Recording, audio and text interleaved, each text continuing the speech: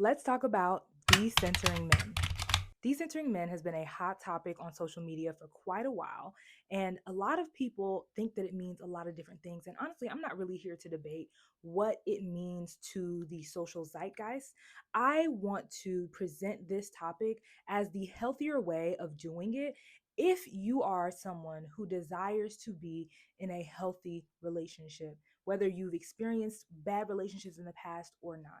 If you believe in healthy love, but also want to learn how to decenter men, or you've been drawn into content talking about decentering men, you're not quite sure what to make of it, this is the video for you.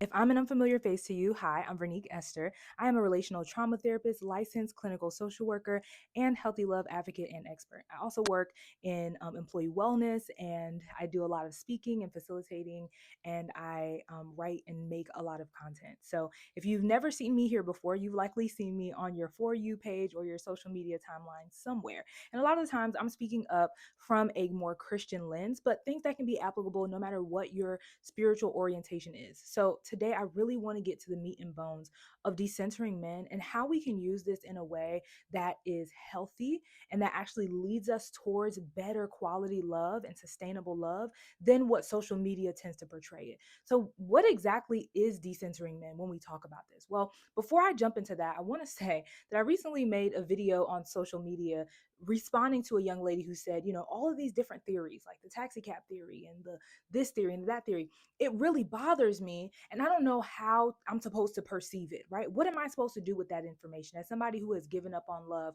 and still does kind of want love? What do we do with that? And my response was nothing. There is nothing that you can do with all these theories, whether it's, the taxi cab theory, I think I heard about the box theory. There was the orange theory at a point, all these theories, right? Here a theory, there a theory, everywhere a theory.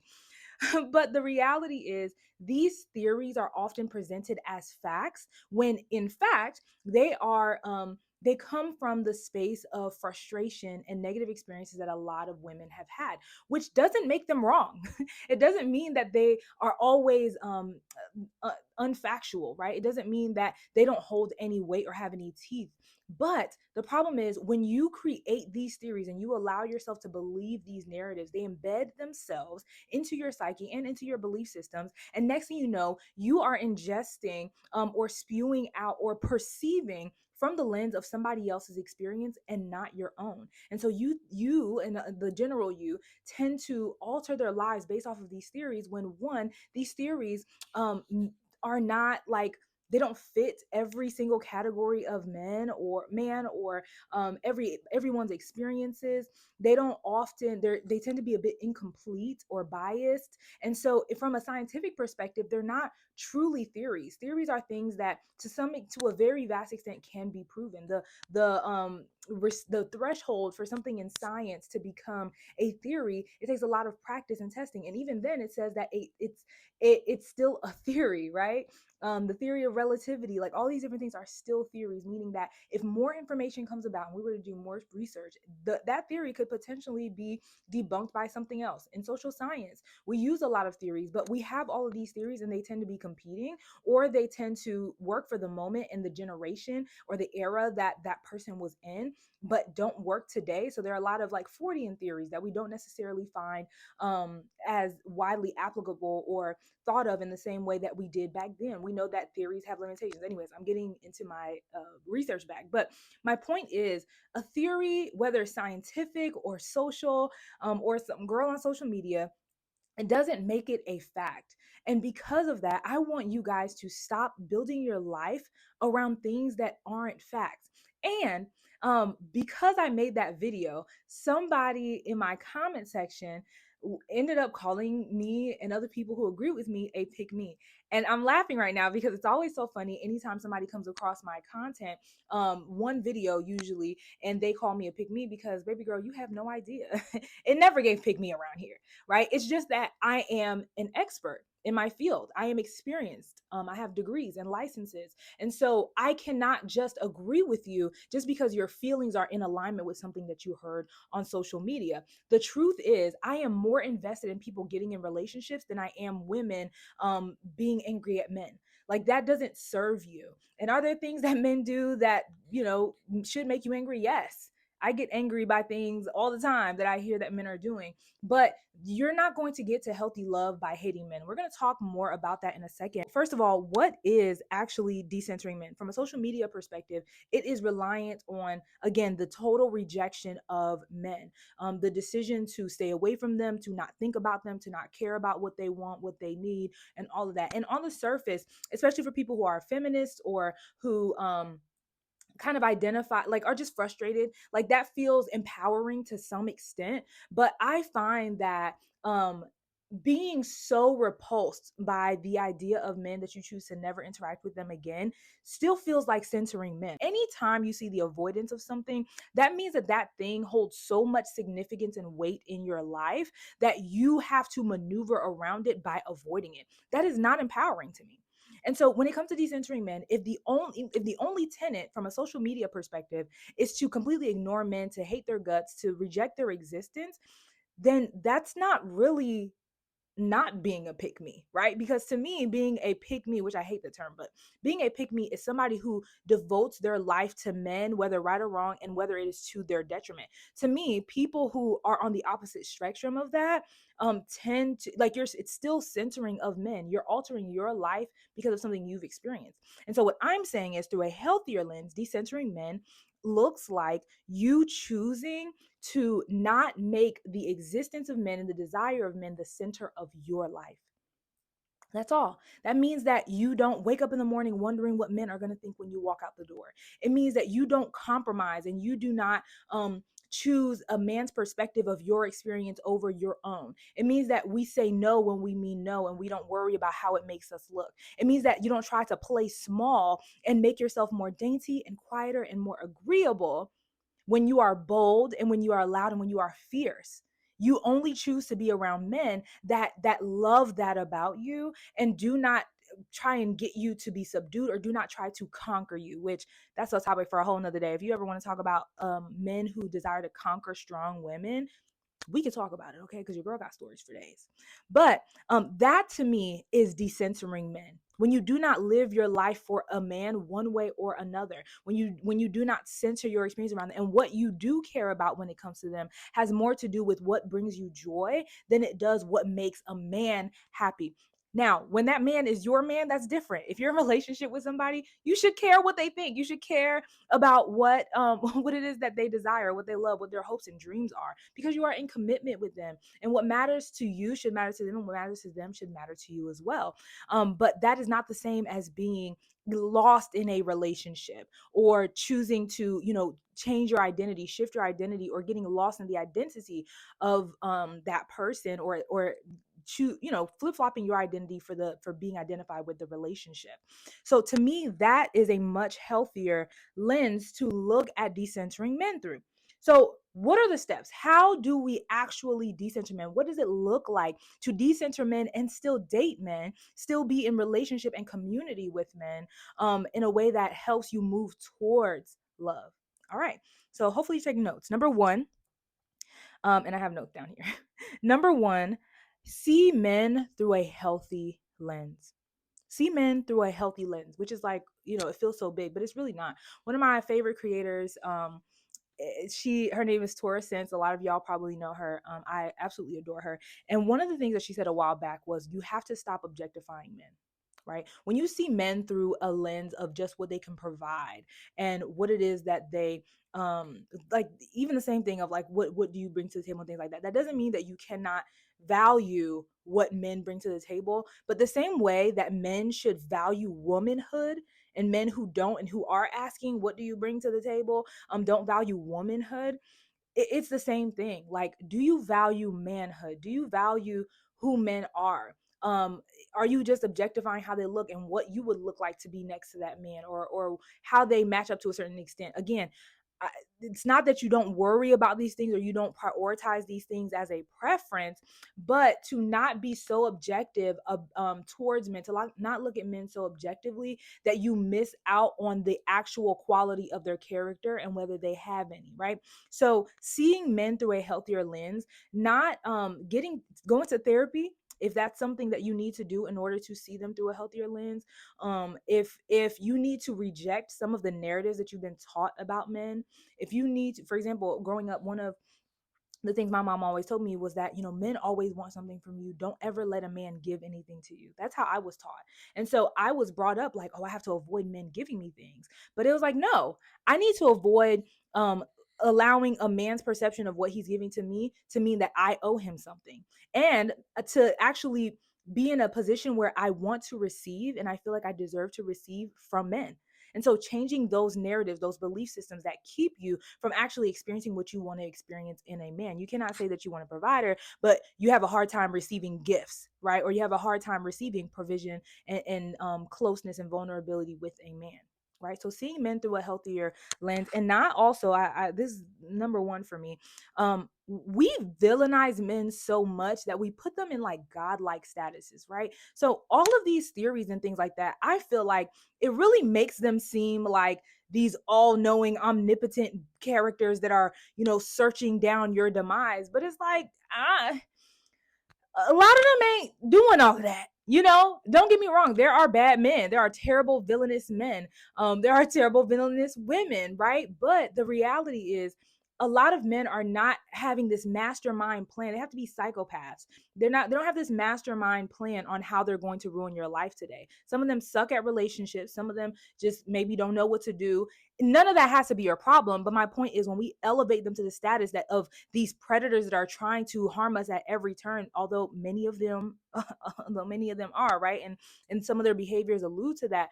But when we live in that state of fear, we're not in a position to say, like, you know what, even in a world where there are predatory men, there are also men that are right on par with my standards and that actually like can meet my needs, desires, and standards.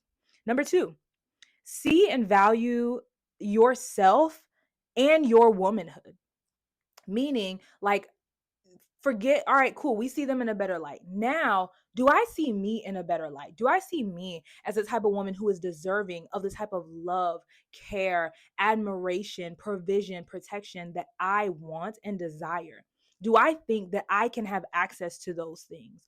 Do I think that there is somebody out there that can match my fly? And by the way, even if there isn't, my life is not predicated on whether or not I meet that man.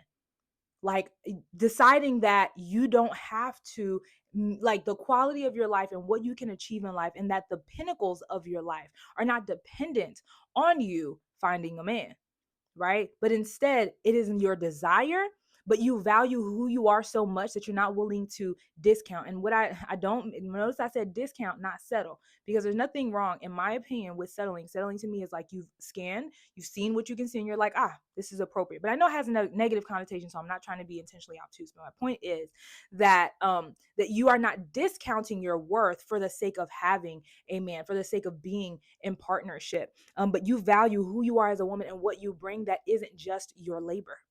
Right? So you value the fact that you are intelligent. You value the fact that you are creative. You value the fact that you're strategic, that you make things beautiful, that you add wisdom to a situation, that you're just a good time to be around, that when a man is around you, he can feel at peace and things like that. Like, those are the things that you value, and you get to experience them in yourself first, but that those are the type of things that you value about yourself and that you bring to the forefront in any connection.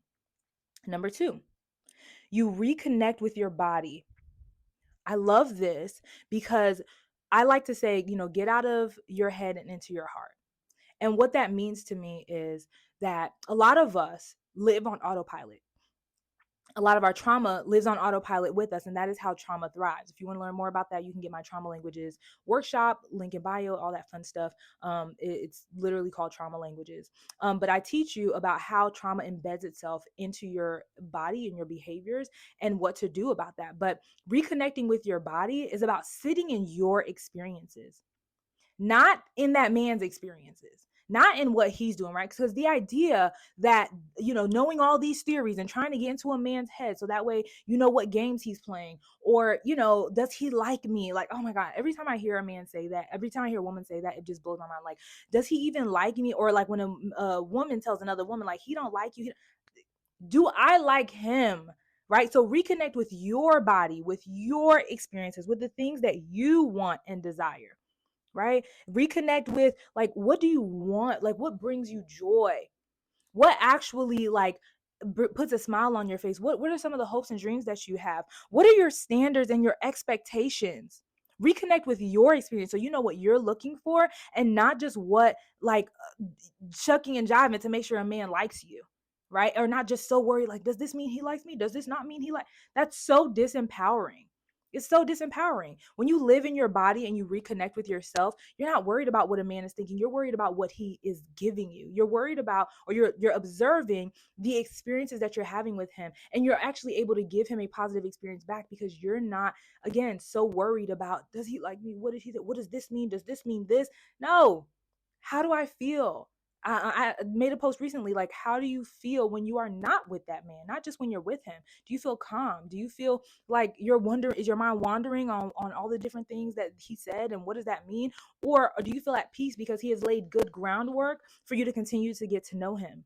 Reconnect with your experience and stop worrying about what he's thinking, feeling. What No, are you having the experience that you want to have? Do you feel joy? Do you feel pleasure? Do you feel hope? Do you feel fun? Reconnect with your body. 4, date for pleasure. All my Christian girls who are taught to date for marriage, throw that out the window, especially if you're a 30 plus. Okay. I'm not telling you to be hopeless. I'm not telling you to not have that as your desire and what you want to get, which means that you need to date people who are also looking for that. But you're not dating specifically so you can marry. You are dating to have different experiences on the path towards marriage, should your life take you there.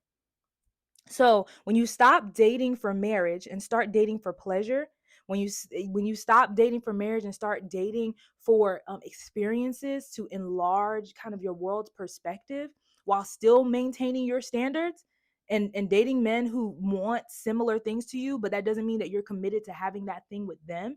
You're just along for the experience. That will totally change your perspective. You're decentering men and you're recentering your experience, your pleasure, the joys, and the type of life that you want, your lifestyle.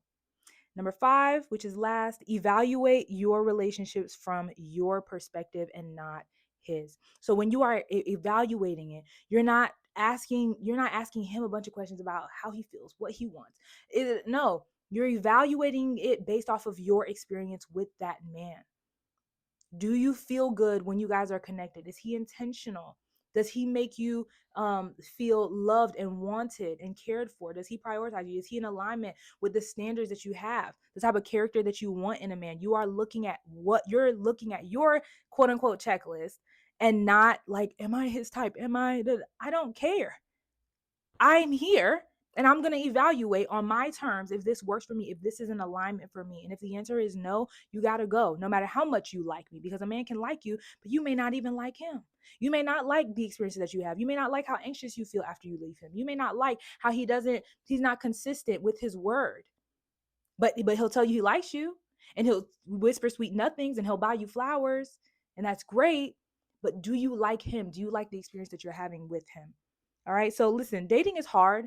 I know it is, and I'm not saying that it's no big deal, but it is even harder when you're trying to live the experience of somebody else, and when you are centering men, both for the sake of admiring them and wanting one so bad that you feel like your life is less than because you don't have one, and when you're so frustrated with men and you hate them so much that you decenter them and completely reject the idea of having a man, or being in relationship, being in connection with a man, because you're just so done and frustrated with them. Both of those things to me are centering men. Decentering men in a healthy way looks like centering your own experience when you connect with them, and being firm on your standards, your boundaries, and what it is that you want, need, and desire. I hope this was helpful for you. Would love to hear your thoughts and feedback in the comments. Which one do you want to apply, that you feel like you want to tighten up on, and which ones do you think that you already do really good at? I would love to hear your feedback. And I am currently not necessarily taking clients. However, my practice is taking clients.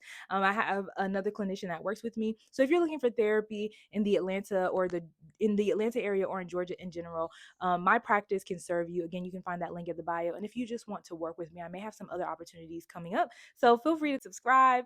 Follow me on other platforms to learn about other things that I have going on. I may be launching something later this year.